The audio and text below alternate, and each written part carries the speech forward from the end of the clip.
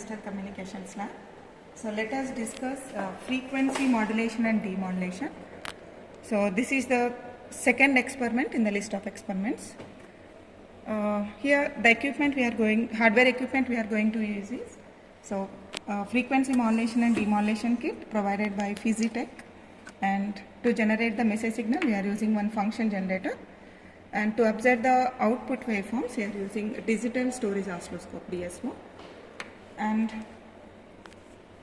so coming to frequency modulation, so the frequency of the carrier varies instantaneously with respect to message signal is called as frequency modulation. This is one of the analog modulation technique. So in this experiment we are going to observe how the carrier frequency changes with respect to message signal variation, amplitude variation. So these are the expected waveforms. So the inputs we required to observe frequency modulation is message signal, carrier signal. So if you observe both message and carrier signal to the modulator circuit, we will get frequency modulated signal. So as well as we observe demodulated signal, how message signal is recovered from the demodulated signal. So next let us discuss about hardware requirement, how we are going to execute this experiment. So first we need to apply message signal. So message signal is applied by using function generator.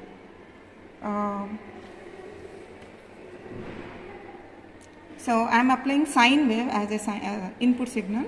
So select a sinusoidal signal and tune message signal. So message signal should be less than the carrier signal. I am adjusting message signal frequency to 7 kHz.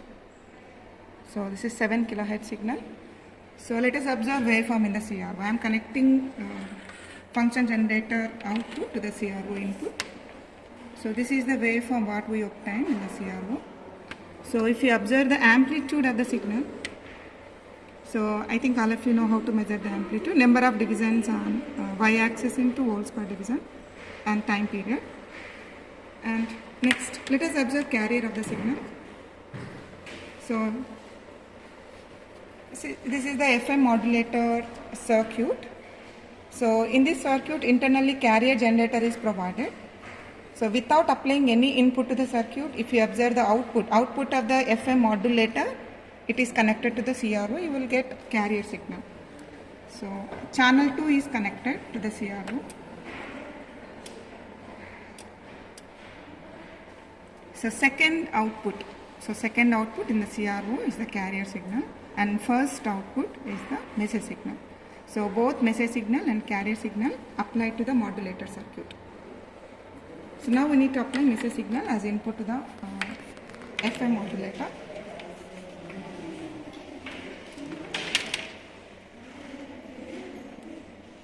So I am applying message signal as input to the FM modulator.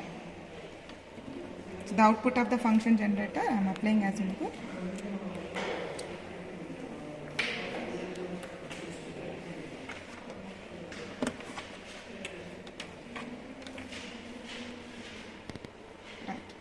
So FM message signal applied as input, and internally it consists of carrier generator. So now let us observe the output. So I am adjusting a digital oscilloscope by using auto tuning.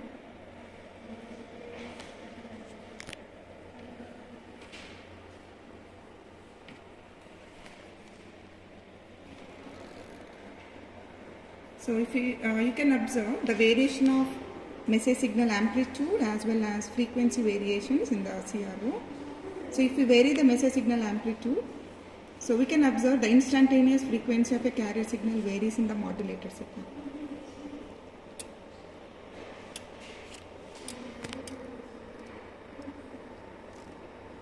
So we can observe frequency variations in the modulator signal.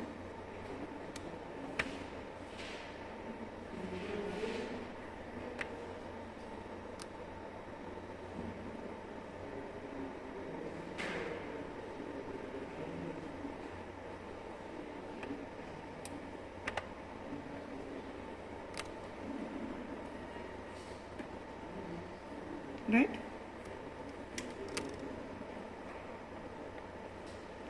Right. If we compare message signal as well as carrier signal, so you can observe high frequency variations. So at high frequency, so there is a low time period, as well as at low for negative amplitude we are getting high frequency.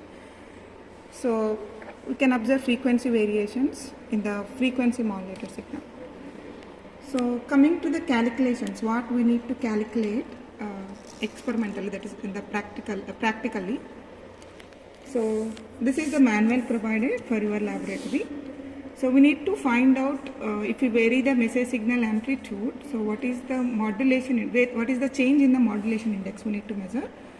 So here we need to measure amplitude of a message signal, carrier frequency. So we need to measure frequency deviation.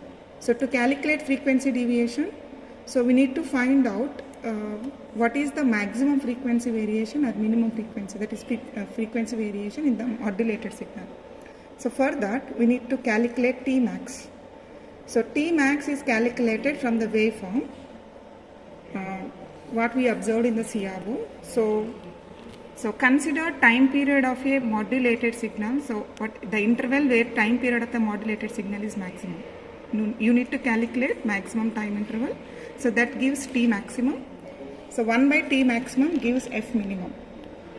So to obtain frequency deviation, so subtract F minimum from carrier frequency, then we will get frequency deviation. And coming to the formula to calculate modulation index is modulation index of Fm equal to frequency deviation divided by Fm. Fm means frequency of a message signal. So repeat the same procedure to obtain different values of modulation index by varying message signal amplitude. For example, at this time instant, we have, let us consider Vm equal to 2 volts, let beta equal to 1, let us observe. So you need to repeat the same procedure by varying the message signal amplitude. So by varying the message signal amplitude, so if you observe in the CRO, if you vary the message signal amplitude, so we can observe variation in the frequency deviation. The frequency of the carrier changes in the modulated signal. From that, beta value changes. So for different values of Vm, we need to observe beta value. So that is the experiment we need to conduct in frequency modulation and demodulation. Thank you.